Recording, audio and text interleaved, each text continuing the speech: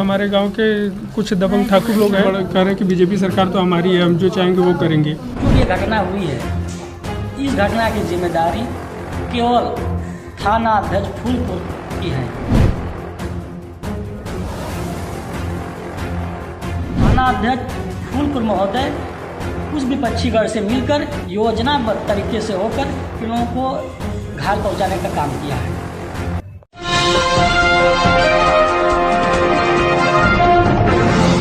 जब सैया भय कोतवाल तो फिर डर काहे का, हमरी है प्रदेश में सरकार तो फिर डर काहे का।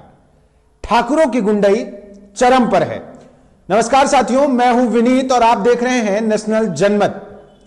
वाराणसी के फूलपुर थाने के अंतर्गत एक गांव में ठाकुरों ने सिर्फ ठाकुरशाही दिखाने के लिए विश्वकर्मा समाज के एक पूरे परिवार को धर के धुन दिया और धुनने के बाद हालत यह हो गई कि उन बेचारों को हॉस्पिटल जाना पड़ा।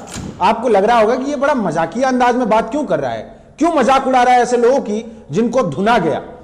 इसलिए क्योंकि आज के दौर में हम ऐसे वक्त से गुजर रहे हैं जहां दलितों, पिछड़ों, शोषितों, वंचितों की सुरक्षा मजाक बन चुकी है।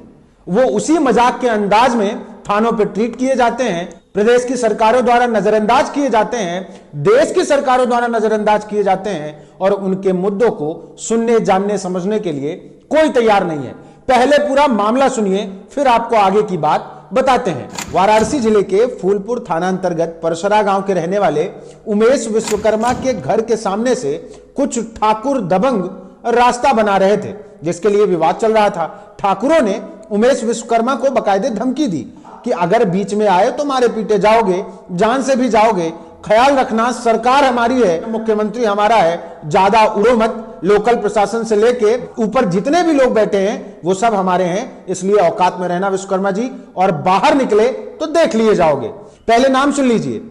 देवेंद्र उर्फ भगोले, रविंद्र उर्फ भोला सिंह, संतोष सिंह, सत्य प्रकाश सिंह और देवेंद्र सिंह, अंकित सिंह, जय हिंद, वीरेंद्र, अवनीश सिंह और कविंद्र सिंह आदि ये तमाम ठाकुर परिवार के लोग टूट पड़े तब जब ये विवाद बढ़ा। जबकि इस मामले में पीड़ितों ने एसडीएम को एक चिट्ठी भी लिखी थी, लेकिन उनको कोई सुरक्षा नहीं दी गई। एसडीएम ने बाकायदा, एसडीएम साहब ने काम तक रुकवा दिया था कि अगले किसी भी आदेश तक वहां काम नहीं होना चाहिए, लेकिन नहीं माने। आखिर इनका मुख्यमंत्री था तो इनको मार करनी थी, ये चढ़ बैठे। जब हमने बात की तो हमें यह पता चला कि 12 जनवरी की सुबह तकरीबन 10 बजे के आसपास वहां मारपीट हुई और हुआ ये कि इन तमाम ठाकुरों ने मिलकर लाठी डंडों से हमला कर दिया, जो कि आप वीडियो में देख सकते हैं। और इन्होंने इतना मारा कि आसपास जो लोग थे, उस परिवार के जो लोग थे, उनके सर फट गए। उमेश बताते हैं कि उनके बड़े भाई का सिर फट गया,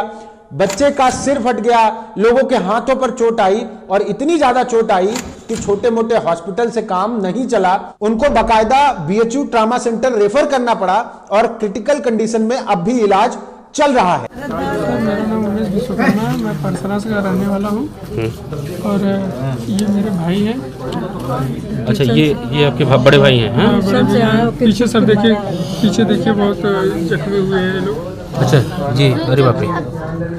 अच्छा, ये है उधर स्टेशन पे बगल में मेरा भतीजा सर, उसको भी बुरी तरह से मारे हैं।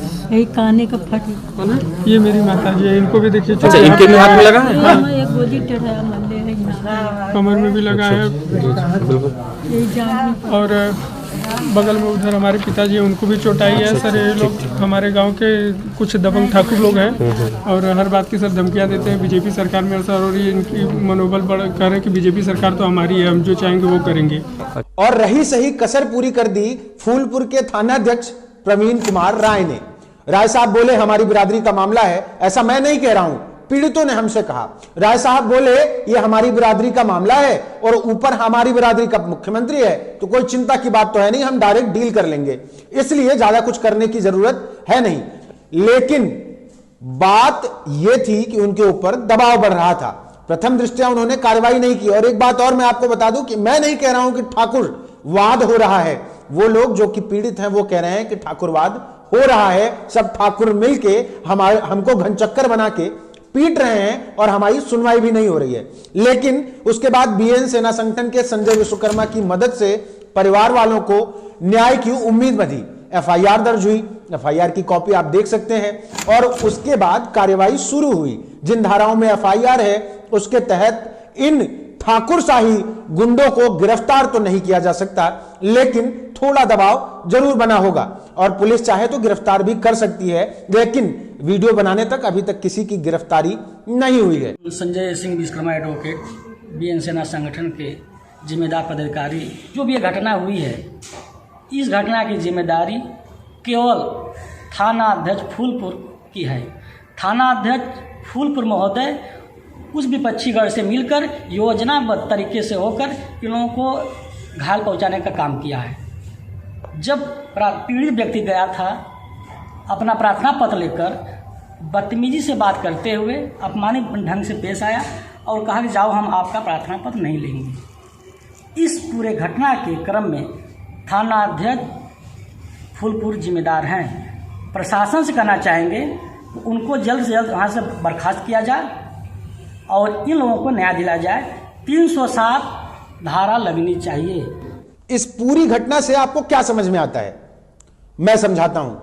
समझ में यह आता है कि अगर यही कोई और सरकार होती, किसी दलित या किसी पिछड़े की सरकार होती, कोई और नेता होता, कोई अल्पसंख्यक नेता होता, तो किसी के ऊपर जिहाद का आरोप लगा देते, किसी के ऊपर जातिवाद का आरोप लगा देते, किसी के ऊपर लगा देते कि ये जो है सिर्फ धर्म विशेष की रक्षा करने बैठे हैं और उनके लोग गुंडे बन रहे हैं। लेकिन अब कोई नहीं कहेगा कि ठाकुर साहब मुख्यमंत्री हैं इसलिए ठाकुरों की गुंडाई चरम पर है। वो छाती ठोक के कह रहे हैं कि तुमको देख लेंगे, औकात में रहना, सरकार हमारी है, ज्यादा उड़ना तुम्हारे लिए ठीक नहीं है। और इतना कह नहीं रहे हैं, कर रहे हैं और कर ऐसा रहे हैं कि खोपड़ी पे 10, 20, 50 टांके भी लग जाएं तो आप थाने में एफआईआर भी नहीं करा सकते।